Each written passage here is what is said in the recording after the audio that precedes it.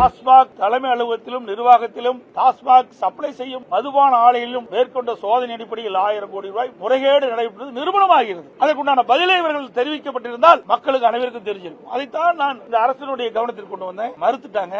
ஆகவே இந்த அரசு பொறுப்பேற்றதில் இருந்து இந்த டாஸ்மாக் நிறுவனத்தில் பல்வேறு முறைகேடுகள் நடைபெற்று வருவதாக ஊடகத்திலும் பத்திரிகையிலும் அன்றாட செய்தி வந்து கொண்டேதான் இருந்தது. இன்றைக்கு டாஸ்மாக் நிறுவனத்துக்கு உட்பட்ட மதுபான விற்பனை கடைகளில் ஒரு பாட்டிலுக்கு 10 ரூபாய் வாங்கிட்டு இருந்தாங்க. ஒரு நாளைக்கு 1.5 கோடி பாட்டில் விற்குது. அப்படின்னா ஒரு நாளைக்கு 15 கோடி ரூபாய் இந்த அரசு மதுபான கடையின் மூலமாக ஊழல் செய்து இன்றைக்கு பல்வேறு தரப்புக்கு போயிருக்கு இந்த பணம். ஒரு நாளைக்கு 1.5 கோடி பாட்டிலுக்கு 10 ரூபாய்னா 15 கோடி ரூபாய், 30 நாளைக்கு 450 கோடி ஆகுது. ஒரு வருடத்திற்கு 5400 கோடி இந்த மதுக்கடை விற்பனை மூலமாக இந்த ஆட்சியில் 5400 கோடி ஊழல் புரிந்திருப்பதாக தெரிய வருகிறது.